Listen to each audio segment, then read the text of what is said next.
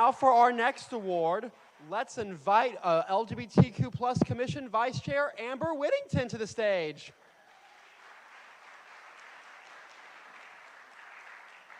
Hello. I have the pleasure in honoring Nahshon Dion, preferred pronouns she, her, he, him. Nahshon Dion is a multi-talented, award-winning creative nonfiction writer, teaching artist, video editor, emerging documentary filmmaker, producer, grants panelist, grant writer, community organizer, fundraiser, disability advocate, and arts patron from Altadena, California.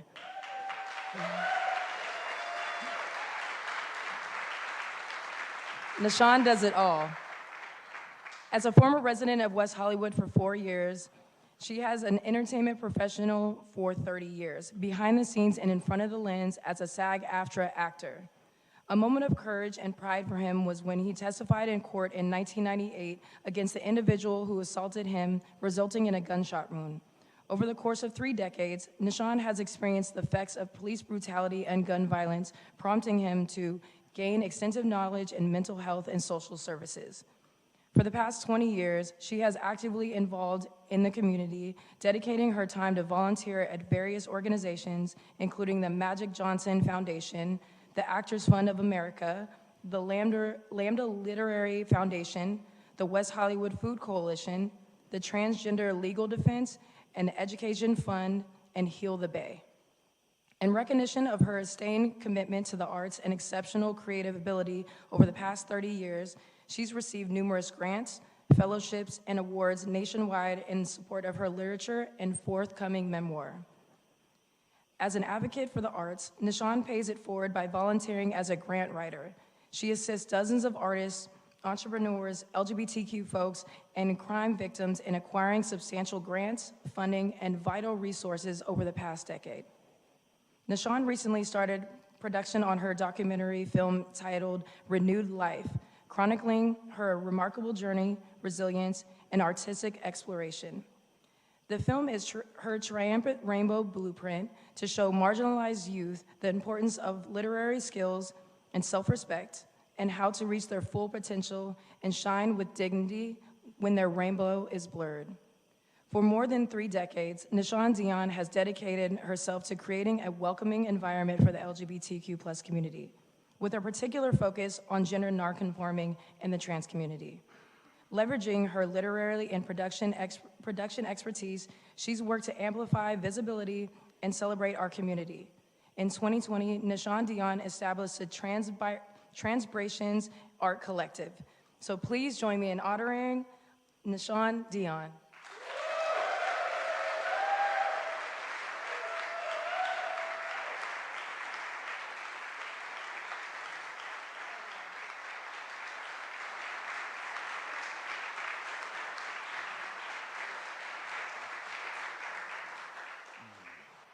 Amber, thank you for that beautiful introduction. Hello, everyone. Thank you for joining us tonight. I was going to say I feel a tremendous sense of privilege. I feel a sense of tremendous privilege to stand before you, especially in heels, but I'm not wearing heels. And I never do, and that's because I've often had to run from boys for various reasons. So, brief portions of my speech may be triggering for some, just to let you know that. During my teenage years, amidst the pervasive gun violence in my hometown of Pasadena, and in the aftermath of the LAPD beating of my neighbor and family friend, Rodney Glenn King, I found solace in discovering West Hollywood. I loved ditching school, catching the bus from Pasadena to West Hollywood, and immersing myself in Boys Town. Circus of Books in Vaseline Alley became a sanctuary where I met Aaron Smith, a nice young man who took me under his wing and introduced me to the black gay scene. At age 19 in Hawthorne at Jim Thorpe Park, I was introduced to the dangers of being gay. I was assaulted, handcuffed, and wounded as a victim of gun violence during a random encounter with Ricky Laverne Marshall, a wanted felon. During the struggle with him in my car, I managed to shoot Ricky with his own gun. This was a significant victory for the injury and the trauma that I had to endure. Although my testimony against Ricky in court was not enough for a conviction, he remained in custody to face 8 other felonies and was convicted for the sexual assault of a child under the age of 14. In 1998, Marshall, Ricky LaRon Marshall, prisoner 1611, was sentenced to prison until 2036. Last year, he had his first hearing for parole, which was denied. And hopefully his parole will be denied again in 2027. Despite being awakened about the dangers of some gay encounters, I hold cherished memories of West Hollywood, including my time working at the Club Monaco retail store in the Beverly Center, where my first relationship with an older male altered the course of my life, and where a year later, I met a young man whom I became obsessed with and fell deeply in love with. I discovered the annual Halloween parades, my first Trans Day of Remembrance vigil, volunteering with the West Hollywood Food Coalition on Sycamore and Romaine, and residing 4 years in a studio that sat above a beautiful jacaranda tree in a way that made me feel like I was living in a treehouse next door to my neighbor, Mommy Dearest, actress Faye Dunaway. I am grateful to have called West Hollywood my home. Some of my fondest moments involved visiting Peanuts on Monday and Friday nights, enjoying performances by Viva, Jasmine, and Kiwi, followed by gatherings in the parking lot at the Yukon restaurant, cruising Santa Monica Boulevard, and cruising the Sunset Strip until sunrise. Attending concerts at the House of Blues, Sunday evening strolls to the Laugh Factory for chocolate sundaes, lounging by the pool in my thong at the Standard Hotel while enjoying Cobb salads and sipping on apple martinis, at the Abbey indulging in nachos and more apple martinis. Socializing with my neighbors Alex, a Buddhist, Pony, a costume designer, and James. I remember Timothy Michael Dean unexpectedly showing up at my apartment, leaving notes on my doorstep that are too explicit to read tonight. The joy of long walks with my English Bulldog Miracle, and on weekends around midnight, discreetly slipping through the back doors of the Tomcat Theater and leaving by sunrise. I enjoyed hosting massage clients from AOL chat rooms, LA Express Magazine, Eros, Craigslist, and Backpage, and working in film production at the Lot Studios. I am grateful to have called West Hollywood my home. A few particularly vivid memories include watching my Honda being towed away on San Vicente and Santa Monica,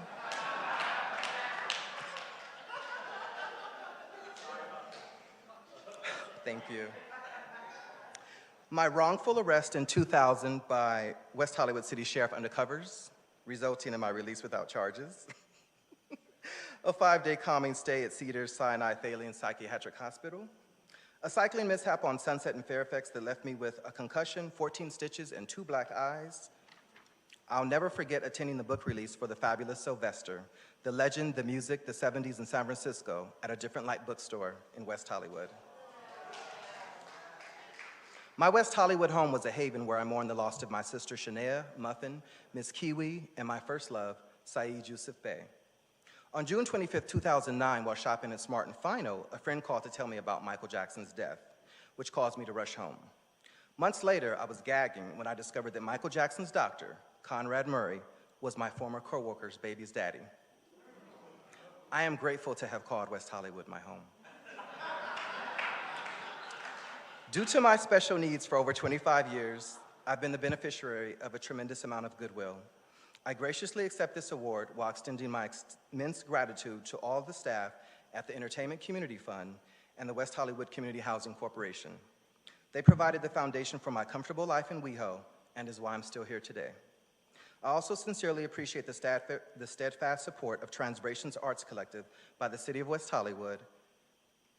I often reflect upon the support I have received from the LGBTQ community, especially the resilient, talented queens who spoiled me with emotional support. Thank you for everything.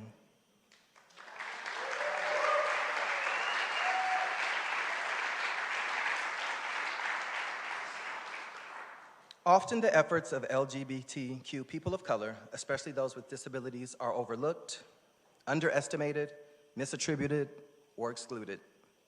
I stand as a testament to those who have been overlooked in what our community has achieved. Being honored with the Rainbow Key Award marks a profound milestone in my life journey. It serves as recognition of my extensive work during decades of unwavering dedication and countless contributions. This award from the West Hollywood City Council and LGBTQ Commission is truly rewarding and provides me with renewed encouragement, hope, ammunition, and determination to continue moving forward and assisting others, especially those who are marginalized. I am deeply honored and grateful. Thank you.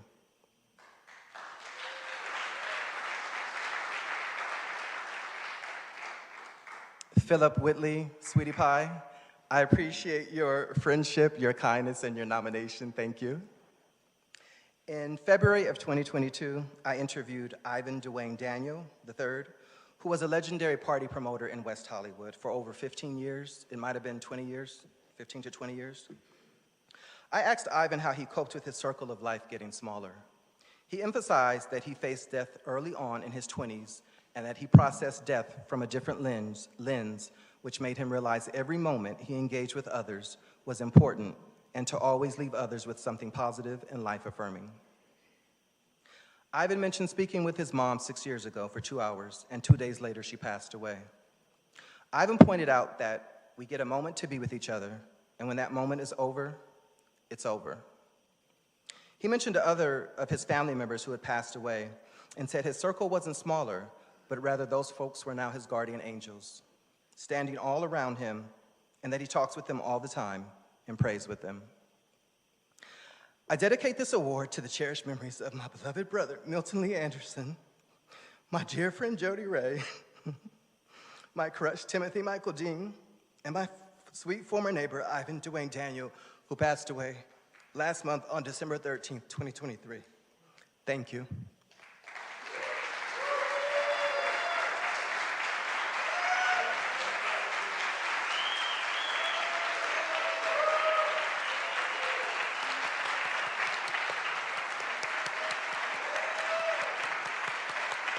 Please continue one more time for Nahshon Dion. Thank you so much.